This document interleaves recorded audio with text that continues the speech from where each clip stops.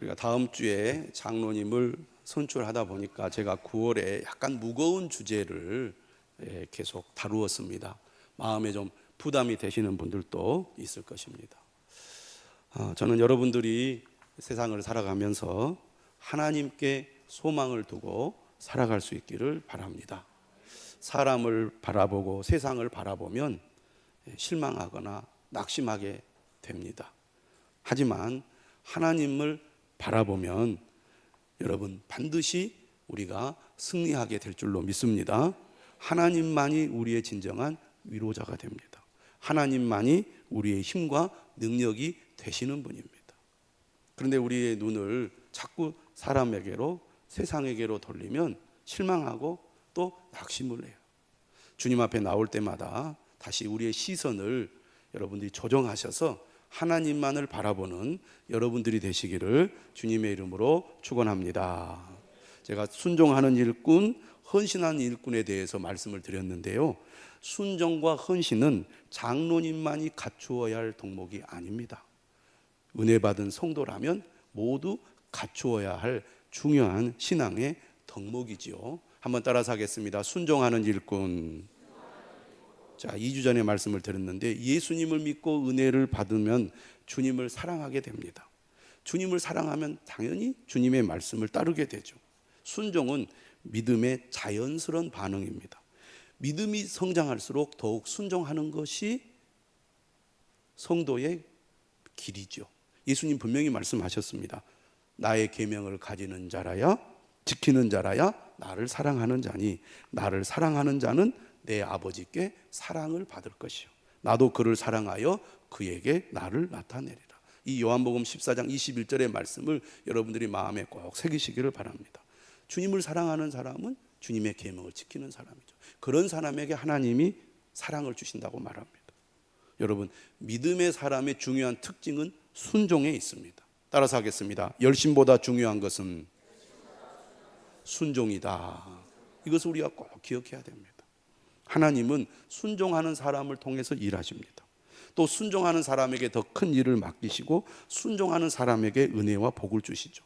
내 생각, 내 고집을 내려놓고 하나님의 말씀이라면 내가 기꺼이 믿음으로 따르겠다, 이런 마음을 가져야 됩니다. 또 하나님이 세우신 교회의 질서와 권위를 따르며 우리가 신앙생활을 해야 되겠습니다. 영적인 권위를 인정하지 않으려는 마음이 있는 경우가 있습니다. 어떤 경우에 영적인 권위를 좀 거부하려고 하느냐? 어렸을 때 또는 살아가면서 권위자로부터 상처를 받을 때 교회에 와서 영적인 권위와 질서를 좀 거부하거나 또 반발하는 경우가 있습니다. 그렇기 때문에 여러분, 좋은 일꾼은 마음의 내면의 상처가 잘 치유가 되어야 됩니다. 내면의 상처가 치유가 되지 않으면 문제가 발생할 때 그 내면의 상처가 겉으로 드러나서 본인도 괴로워지고 다른 사람도 괴롭게 하기 때문입니다. 그러므로 어떤 사람이 좋은 일꾼이 될 수 있느냐? 하나님의 말씀에 순종하고 영적인 권위와 질서를 잘 따르는 사람이 좋은 일꾼의 자격이 있다고 하겠습니다. 지난 주일에는 헌신하는 일꾼에 대해서 말씀을 드렸습니다. 예수님께서 마태복음 22장 37절에서 이렇게 말씀하시죠. 내 마음을 다하고 목숨을 다하고 뜻을 다하여 주 너의 하나님을 사랑하라 하셨으니 이것이 크고 첫째 되는 계명이요. 그래서 우리가 진정으로 주님을 믿는다면 주님을 사랑하게 되죠. 그런데 주님은 우리를 어떻게 사랑하기를 원하시느냐? 마음을 다하고 목숨을 다하고 뜻을 다하여, 다시 말하면 전 인격, 전 삶을 들여서 하나님을 사랑하기를 원하십니다. 주님이 우리가 잘못되기를 바라서 그런 말씀하셨을까요? 우리를 괴롭히려고 그런 말씀하셨을까요? 아닙니다. 오히려 우리가 하나님의 은혜와 사랑을 더욱 경험하고 하나님의 은혜 아래에 많은 복을 누리기를 바라시기 때문에 주시는 말씀입니다. 여러분, 하나님은 이 세상의 주인이시요 내 생명의 주인이십니다. 믿으십니까? 또한 하나님은 우리를 예수 그리스도를 통하여 구원해 주시고 우리 삶의 피로를 채워주시는 분이십니다. 그러므로 하나님을 진심으로 사랑하면 헌신하게 되어 있습니다. 하나님이 나의 주인이심을 고백하는 사람이라면 헌신하기를 아까워하지 않습니다. 나의 피로를 채워주시는 분이 하나님이시라고 믿는다면 염려하지 않고 하나님의 나라와 의를 위해 헌신하게 됩니다. 여러분, 진정한 믿음은 헌신의 믿음이죠. 헌신하는 자에게 하나님은 큰 상을 약속하셨습니다. 예수님께서 부자가 천국에 들어가기가 매우 어렵다고 말씀하십니다. 하나님의 은혜로 복을 받았는데 이상하게 사람은 복을 받을수록, 많이 받을수록 헌신하기가 어렵기 때문입니다. 여러분, 하나님의 말씀을 우리가 바르게 알고 믿어야 복이 됩니다. 돈을 사랑하면 일만하게 뿌리가 된다고 말씀하십니다. 탐심이 우상 숭배라고 말씀하세요. 온전한 11조는 하나님의 주인 되심과 공급하심에 대한 믿음의 표현입니다. 하나님은 정직한 믿음 위에 더 큰 은혜를 주시는 분입니다. 가정과 일터, 자녀들에게 하나님의 살아계심을 경험하게 해 주신다는 것을 우리가 기억하고 우리를 사랑하신 하나님의 말씀을 믿음으로 받고 헌신하는 저와 여러분들이 되시기를 주님의 이름으로 축원합니다. 자, 오늘은 섬기는 일꾼에 대해서 말씀을 드리겠습니다. 성령 받기 이전의 제자들은 참 답답했죠. 예수님을 3년이나 따라다녔습니다. 그런데도요, 예수님을 오해했어요. 예수님이 다윗과 같이 정치 군사적으로 힘을 가진 메시아라고 오해를 한 겁니다. 예수님이 지금 예루살렘으로 올라가고 있는 길인데 제자들은 마음이 설렜어요. 이제 예수님이 예루살렘에 가시면 다윗 왕과 같은 권세를 보여주실 거다. 5천 명을 먹이시고 죽은 자를 살리시고 무리를 걸으시고 하나님의 아들만이 할 수 있는 대단한 능력을 하신 분이 예루살렘에 올라가면 저 종교 지도자들 또 권력자들을 예수님께서 싹쓸이 하지 않겠습니까? 그런 기대를 하고 있었어요. 그래서 우리 중에 누가 예수님의 오른팔이냐 왼팔이냐 서로 경쟁을 하고 싸웠습니다. 오늘 본문에도 보면 누가 크냐 다툼이 일어났어요. 이게 한 번이 아닙니다. 야고보와 요한의 어머니 예수님께 와서 치맛바람을 샥 이렇게 일으켰죠. 우리 아들을 한 사람은 오른편, 한 사람은 왼편으로 세워주십시오. 제자들이 다 흥분했습니다. 그런데 지금 예루살렘으로 올라가는 도중에 제자들이 또 싸운 거예요. 이때 예수님 뭐라고 말씀하십니까? 이방인의 임금들은 그들을 주관하며 그 집권자들은 은인이라 칭함을 받으나 너희는 그렇지 않을지니 너희 중에 큰 자는 젊은 자와 같고 다스리는 자는 섬기는 자와 같을지니라. 앉아서 먹는 자가 크냐 섬기는 자가 크냐? 앉아서 먹는 자가 아니냐. 그러나 나는 섬기는 자로 너희 중에 있노라. 우리가 다 대접받기를 원하죠. 앉아 계십시오. 제가 다 음식을 날라서 대접하겠습니다. 그런데 예수님 뭐라고 말해요? 아니다. 나는 섬기는 자로 너희들이 앉아있을 때 음식을 나르고 수정 들겠다. 그런 얘기입니다. 여러분, 예수님의 말씀을 통해서 우리는 섬긴다는 게 무엇인지를 잘 알 수 있습니다. 섬긴다는 것은 한마디로 말하면 종이 되는 것입니다. 제가 이 말씀을 여러 차례 드렸어요. 고급 식당이나 가게를 가면 주인이나 점원이 정말 종처럼 행동을 합니다. 막 고객이 불평을 하죠. 그러면 죄송합니다. 시정하겠습니다. 다시 해가지고 오겠습니다. 아주 정중하고 예의 바르게 종이 되어가지고 그렇게 고객들을 섬깁니다. 뭐 때문에? 돈 때문에. 고객의 주머니에서 돈을 빼내려면 기꺼이 종이 될 수 있다는 거죠.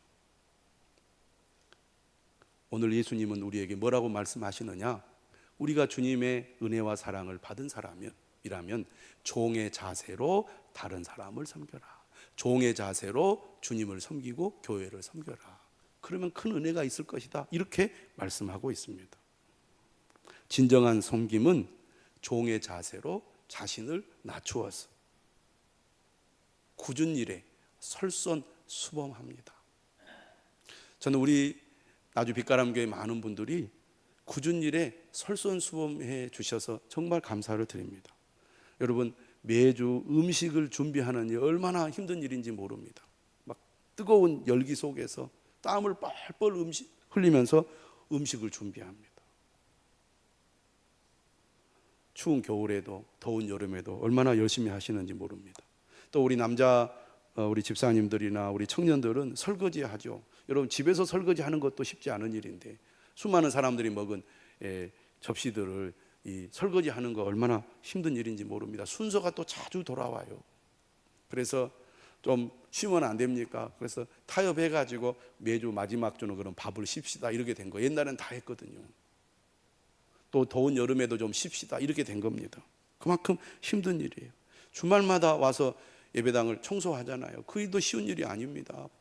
바쁜 일과 속에서 시간을 내어서 청소하는 일이 얼마나 버거운 일입니까? 교회가 또 부지가 높고 공간이 여러 군데가 있어가지고 청소를 하는 일이 쉬운 일이 아니라는 거죠.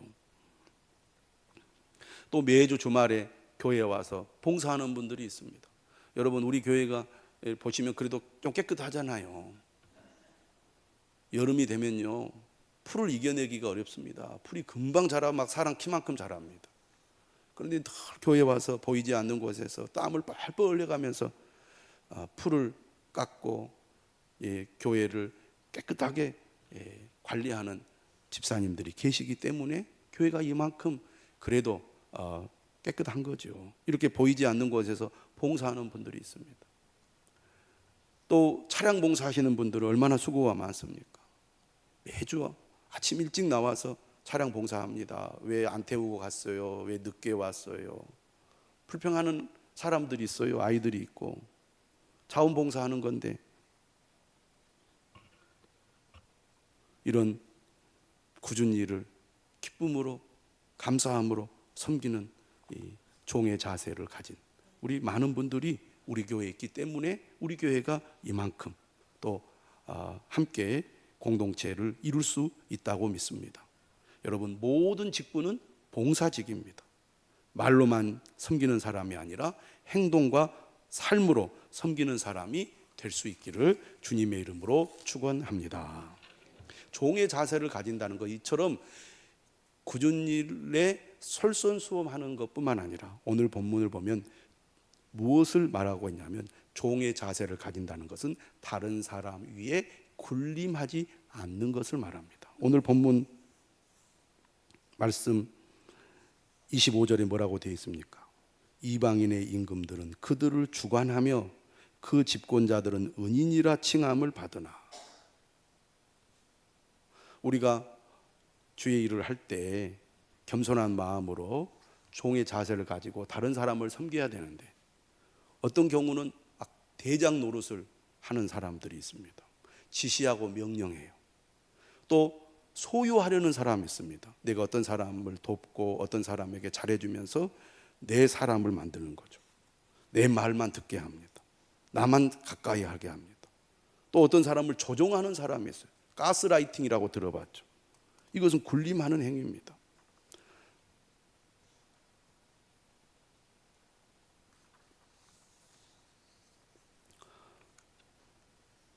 섬긴다는 것은 상대방의 마음을 헤아려 배려하는 자세를 갖는 것입니다. 베드로전서 5장 1절 이하에 이런 말씀이 있어요. 너희 중 장로들에게 권하노니 너희 중에 있는 하나님의 양무리를 치되 억지로 하지 말고 하나님의 뜻을 따라 자원함으로 하며 더러운 이득을 위하여 하지 말고 기꺼이 하며. 더러운 이득을 위하여 한다는 것은 뭔가 나의 사욕을 위해서 다른 사람을 이용한다는 것을 말합니다. 맡은 자들에게 주장하는 자세를 하지 말고 지시하고 명령하고 소유하고 조종하고 이런 것 하지 말라는 겁니다. 양무리의 본이 되라. 그리하면 목자장이 나타나실 때 시들지 아니하는 영광의 관을 얻으리라. 지난 9월 18일 이제 국민일보 기사에 보니까 이런 글이 올라왔습니다. 직분 뒤에 숨어 있는 미해결 과제. 어떤 이제 집사님이 수련회를 갔는데 은혜를 받아가지고 열심히 다니다가 수련회 가서 마음에 그 상처를 받았어요. 왜냐하면 직분자들이 너무 상처를 줬기 때문입니다. 왜 이런 일이 일어나느냐? 이런 얘기입니다. 직분을 받고 교회 일을 열심히 하는데 나의 내면을 돌아보지 못하고 나의 마음에 이런 미해결 과제, 다시 말하면 아직 해결되지 않은 채 마음속에 남아서 해결되기를 기다리고 있는 상처받은 마음 때문에 다른 사람에게 또 다른 상처를 주게 된다는 얘기입니다. 이런 미해결 과제를 가지고 있는 직분자가 다른 성도에게 상처를 주어서 상처를 받는 이런 일이 일어나더라는 것입니다. 사례가 나왔어요. 60대 중반인 어떤 권사님이 있었습니다. 어린 시절 예배당을 다녔는데 믿지 않는 남편을 만나서 결혼하면서부터 신앙생활을 그만둔 겁니다. 그러다가 전도대의 전도를 받고 다시 교회 생활을 시작했어요. 그런데 교회 나온 지 얼마 되지 않아서 권사의 직분을 받게 됐습니다. 이 권사님은 온 교우들이 좋아했는데 명랑한 성격인데다가 매우 적극적이어서 뭔가를 결정하고 실행에 옮기는 일을 시원스럽게 해냈습니다. 그런데 문제가 생겼어요. 이 권사님에게는 미해결 과제라 할 수 있는 어린 시절의 상처가 있었습니다. 그 상처가 뭐냐? 이 권사님이 딸 부잣집의 막내로 태어났는데 아버지가 딸을 낳았다고 며칠씩이나 집에도 들어오지 않고 한동안 막내딸에게 눈길조차 주지 않았다는 겁니다. 옛날 부모님들은 그랬던 것 같아요.